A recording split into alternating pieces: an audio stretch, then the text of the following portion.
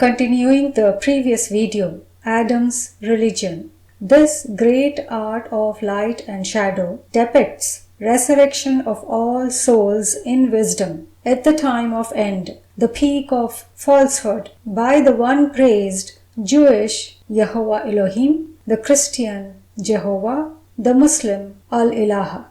The resurrection of dead in wisdom souls is the battle of Mahabharata, meaning the great light giver, the bodily lighthouse, or Agni's Adhvara Yajna, meaning non-violent battle in the Vedas, battle of Armageddon in the Bible, and battle of Har Megiddo in the Hebrew, meaning sacred mountain peak, almighty authority, Ail, and battle of Badr in the Quran. Arabic word Badr means full moon. As discussed in this previous video, when this Krishna Chandra, the Soma or crescent moon, the female, lamb, calf, the monkey chief, Brahma, enters Arjuna, Adam's bodily womb, the bodily chariot, and understands the elaboration of the new covenant documented by him until his last body's demise in 1969, becomes full moon-like in wisdom along with Adam, who becomes in the image of supreme wisdom. Then the 7 branches, the 7 stars, and their numerous followers all accept, merge, or sacrifice their false opinions in the fire-like wisdom of the union of the 3 souls in one bodily Adam, the one to be prostrated in the Quran. The bodily yajna, the living sacrificial, meaning purifying altar or fire of wisdom, the plural yet singular Yehovah Ilaha in Sanskrit. A question that arises is, what is this wisdom? What's the problem if one or majority have a false opinion? The whole world unanimously believes the Supreme Spirit to be auspiciously beneficent, is the meaning of the Sanskrit word Shiva from root Shvi, meaning ever white soul beyond darkness, the ever pure, ever auspicious, propitious, ever happy, ever right, the ever unborn spirit, self-manifested in the face of waters, the prima materia, Prakriti. How Shiva, the wisdom, is beneficent to the world's all souls? Supreme Spirit Shiva elaborates using 2 most popular Gita verses. When asked, why does Shiva pick Gita, why not any other scripture? He answers, it is because in this ever-repeating heaven-hell world drama cycle, Gita is written by my ever-firm bodily chariot Adam in the title of sage Vyasa during his Copper Age births, when he envisions his own experience of the time of end. Thus verily Gita is the only scripture that mentions uttered by Supreme Spirit. All other scriptures are written by other ancestral souls of the trunk who are influenced and convert to the respective branches, hence the difference in the scriptures.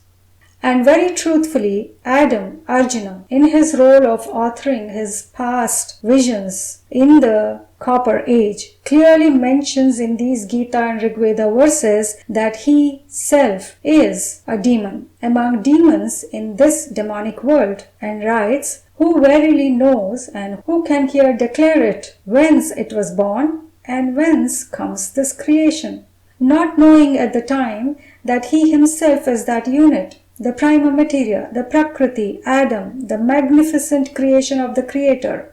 Whereas the many who study Vyasa's Gita and Vedas not only interpret his verses in many different ways, but also misunderstand the time of writing the Gita to be the time of Supreme's arrival, leading to the greatest blunder, false computation of duration of the world cycle time. Similar blunders are committed by the branches too, presented in these videos. Thus, I, the only knower, Yehovah Shiva, clarify my beloved's Gita when I arrive at Kalpakshaya, meaning the time of end, when all the 10 dynasties, the ancient sun-moon deity dynasty, and the 7, Judaism, Buddhism, Christian, Sannyasa, Muslim, Sikh, Arya Samaj, and the last uncounted Russia's atheist dynasty have grown dark, shown as 7-headed dragon with 10 horns, or the inflated ego 10-headed demon Ravana, the peak of adharma, and my ancient harmonious dharma is completely defamed. I myself sow self in my ever firm bodily earth, Adam, Arjuna, and create him in my dharma, capable of destroying the wrongdoers, praised as the destroyer Shankara Rudra, Israel, and for those imbibing my dharma, he is the preserver Vishnu, the Nova, the perfected bodily ship. Disproving the popular belief by all that the Supreme saves us from troubles, blesses, cures us of bodily diseases or cripples, punishes, gifts, or rewards us. Supreme specifies in these verses that he is neither the creator of human actions nor their connected rewards and punishments. All the branches have egotistically created traditions, creeds, rituals, scriptures, numerous clashing actions within and across. All actions are vikarma, meaning sinful actions that destroy the soul, the mind and intellect, and says, at the time of end, souls who imbibe my wisdom resurrect in my image. Thus, verbal root she of Shiva means the soul, the mind and intellect is sharpened with the good fortune called luck of peace, composure, calm, thriving in happiness, and to be attentive with right state of mind in all situations, specifically during the period of adulterated opinions. Such backing of good fortune or luck is Supreme's Dharma, the benefit. Dictionary meaning of Dharma is law, simply meaning that which is to be held fast or kept. Gita clearly enlists what is to be held and what is not to be held in mind and intellect. Such lists in the Abrahamic scriptures are in these videos. The law or dharma to be held are called divine properties. They are absence of fear, control over bodily sense organs, meaning completely free of 5 vices, honest, true, no thoughts, meaning clean mind and body, modest, steady in happiness. The resurrected souls with divine attributes are called deities or gods and goddesses, the masculine, soul-conscious, heavenly, happy minds. Not to be held in mind, adharma, are called demonic properties. They are lust, anger, greed, attachment, ego, hypocrisy, pride of bodily wealth, race, family, status, harshness, ignorance, violence, endless uncontrollable thoughts, endless sense desires resulting in impure, unhealthy, diseased mind and body, are the demerits introduced by the 7 branches, the feminine, body-conscious souls, the period of lawless chaos of flesh with pain, sorrow, peaceless minds. So the benefit offered by the beneficent is clear. He destroys these in us and establishes these in us souls, an all-round cleansing. The question that arises here is those who imbibe these attributes at the time of end, the Brahmaloka, and thus enjoy heavenly happiness in the Devaloka, how do they become demons or asuras during their rebirths in this Asuraloka? The secret is hidden in the meaning of suffix loka, from verbal root lok, loch, ruch, origin of the word look, but translated as world in English. The idioms taken from scriptures like waters of wisdom and the earlier soul food, now food for thought, is about information or knowledge that is worthy of consumption and health of soul. We the soul, mind and intellect, looks, views, gains awareness, thus shines and speaks using bodily sense organs, eyes, nose, ears, mouth, skin. One by one, these 7 rivers, dark well waters, have shined by calling, inviting, invoking, influencing us souls with their varied opinions. All souls are constantly drinking variety of waters by way of hearing, reading, watching, viewing, respecting or idol worshipping or thinking highly of many influenced souls, including bodily parents, elders, relations, friends, teachers, scholars, gurus, and from the mediums like books, TV, films, social media, YouTube, etc. Souls contemplate the consumed information, idiomatically called eating the food of remembrance, and thus absorbing or holding on to the opinions of all feminine body-conscious souls in this adulterated world, finally becoming Shudra or Nigredo, meaning dark intellect souls. Thus, these Sanskrit words Devaloka and Asuraloka are apt words for heaven and hell. Simply meaning soul or mind is white, holding on to divine outlook here, and the same soul becomes dark with demonic outlook here. And Brahmaloka is the time when all minds are called, invited, invoked by the Supreme Spirit who never takes birth in our world and hence is the knower of past, present, future. When we hear, contemplate, absorb the flowing waters of wisdom from Brahma, the mighty sacred authority, the union of the 2 highest means, the first Guru Brahma or John, the water baptizer, and Guru Vishnu, the Agni or Brahma, the perfected Adam, the rebaptizer in fire, the twice Brahman birth giver, with the self-manifested Parampita, meaning the Supreme Father, the Guru of the 2 Gurus, Maheshwara, Shiva, is the plural yet singular Shri Guru Param Brahma, same in the Gita and in Abrahamic scriptures. This last hymn of Rigveda mentions the common bodily place where the 3 united minds in one accord speak unanimously. United are their thoughts that all may happily agree. He, the Yehovah, mighty Agni, the Ilahapade, meaning the libation place or the bodily vessel of all treasures, is praised with the same words Yehovah Elohim.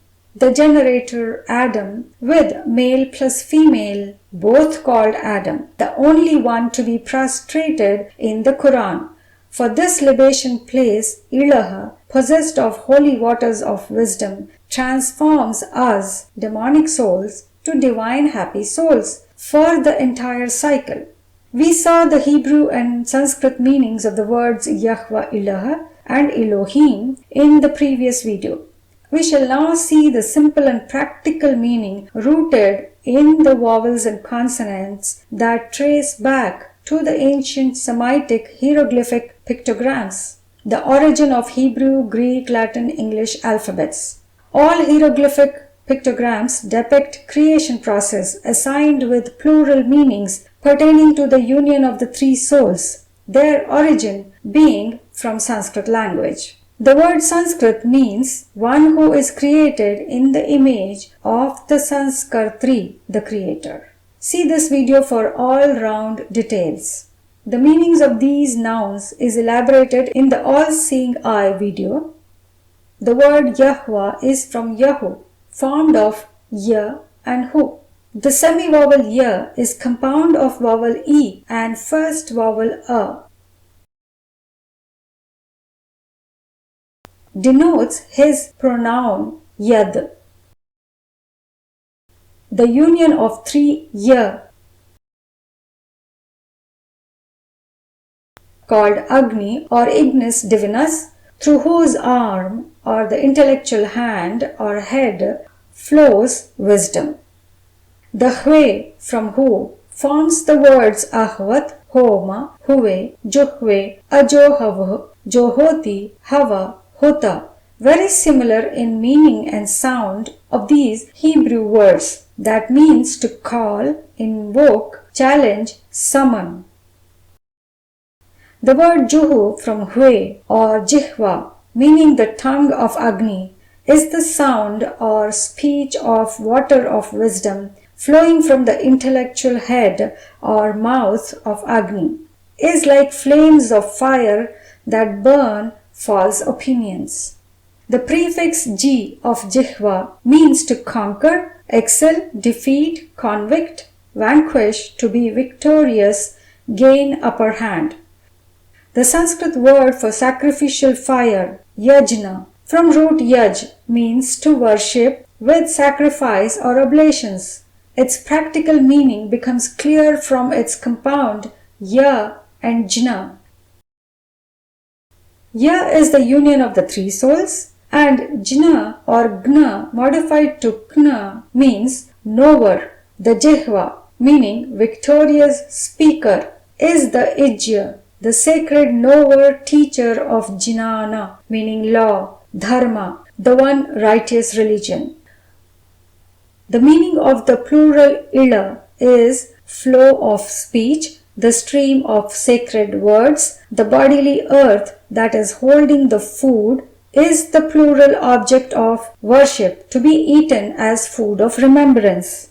The praiseworthy Ilaspati, a name of Vishnu, the deity of libation, meaning the masculine ocean waters of wisdom, is Pushan, meaning nourisher, a name of Agni, the first invoked, is the possessor of vital spirit, the food of remembrance that nourishes and cures us souls of demonic ailments. The ever-firm bodily earth, Adam, along with water and vital spirit Shiva, the food of remembrance, is depicted in all cultures. The waters of 7 rivers or wells and muddy pothole-like waters flowing all over the media are feminine body-conscious waters. Shiva says, bathing, immersing, drinking their waters, the world population has now become Shudra, Nigridos, black souls, dark-minded. Thus, the only ever masculine soul, the Purusha or the man calling, is the ocean of wisdom, Yehovah. In this ever-firm bodily Virendra Deva Dikshit, the only one to cleave on to become refreshed, recreated, filled with happiness, for now and eternity, an opportunity that comes at the end of 5,000-year cycle between 1936 and 2036. State-wise center contact numbers in Mahabharata, the great living spiritual birthplace, one native of all, India, are here. Please call for center nearest to your residence, and international seekers may use these contacts for course by phone. We sincerely request that a judgment be made only after drinking the ever unborn Supreme's waters of wisdom, the knower of Adam's Arjuna's human family tree, at no charges ever.